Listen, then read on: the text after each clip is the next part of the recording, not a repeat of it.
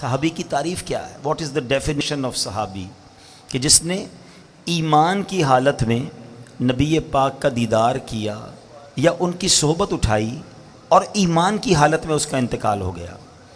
اچھا، یہ درجہ جب مل گیا کسی کو تو کیسا درجہ ملا کہ دنیا کا کوئی غوث، کوئی کتب، کوئی ابدال، کوئی ولی وہ کسی صحابی کے مرتبے تک نہیں پہنچ سکتا۔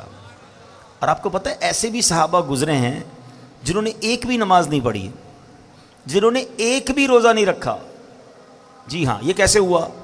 غزوات ہوتے تھے نا مسلمانوں کی، غیر مسلموں سے جب لڑائی ہوتی تھی تو کچھ لوگ آتے نبی پاک کے پاس۔ ایک واقعہ کتابوں میں بھی لکھا کہ ایک شخص آیا اور اس نے کہا کہ حضور اگر میں ایمان لے آؤں اور غزوے میں جا کر شرکت کروں، شہید ہو جاؤں تو میرے لیے کیا حکم ہے؟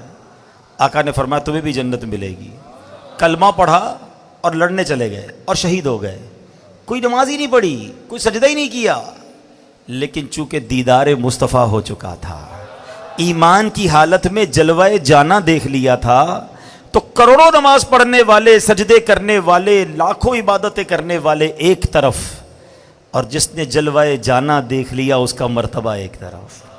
تو یہ دیدار مصطفیٰ کی برکت ہے، یہ صحبت مصطفیٰ کی برکت ہے کہ جس کو نصیب ہو گئی اس کا وہ مرتبہ ہو گیا اور پھر وہ قطعی جنتی ہو گیا۔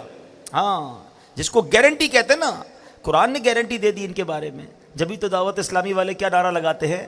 ہر صحابی نبی، ہر صحابی۔ ہاں، اس میں کوئی کیٹیگرائز نہیں ہے۔ بے شک صحابہ میں مرتبے بہت بلند ہیں، عشرہ مبشرہ کی بات اور ہے، پھر بیت رضوان والوں کی بات اور ہے، اصحاب بدر کی بات اور ہے، لیکن کوئی بھی صحابی ہے چاہے وہ چند گھنٹے، چند منٹ پہلے مسلمان ہوئے ہوں، مگر چونکہ جلوہ جانا دیکھا، صحبت مصطفیٰ اٹھائی، تو وہ درجہ مل گیا کہ زمانے کا غوث بھی اس کا مرتبہ نہیں پا سکتا۔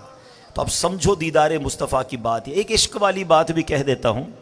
بہت پہلے مجھے ایک شخص نے ایک بات کہی تھی، وہ کہتے ہیں نا کچھ باتیں دل میں گھر کر جاتی ہیں۔ انہوں نے ایک بات کہی تھی کہ مدینہ شریف میں ملاقات ہوئی تھی اور انہوں نے ایک جملہ کہا کہ پتہ ہے کدھر آئے ہو؟ مدینے جاتے ہیں لوگ، شاپنگ کر رہے ہوتے ہیں، ہنسی مذاق کر رہے ہوتے ہیں، گھوم پھر رہے ہوتے ہیں۔ انہوں نے فرمایا پتہ ہے کدھر آئے ہو؟ اگر 1450 سال پہلے آ جاتے تو صحابی بن جاتے۔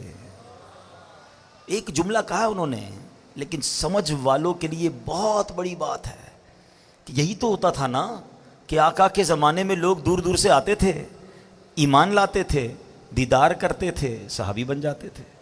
ہم 1450 سال بعد والے لوگ ہیں، ہمیں صحبت مصطفیٰ میسر نہیں، مگر مدینہ تو ہے نا، اس کا مقام کیا ہے سمجھو۔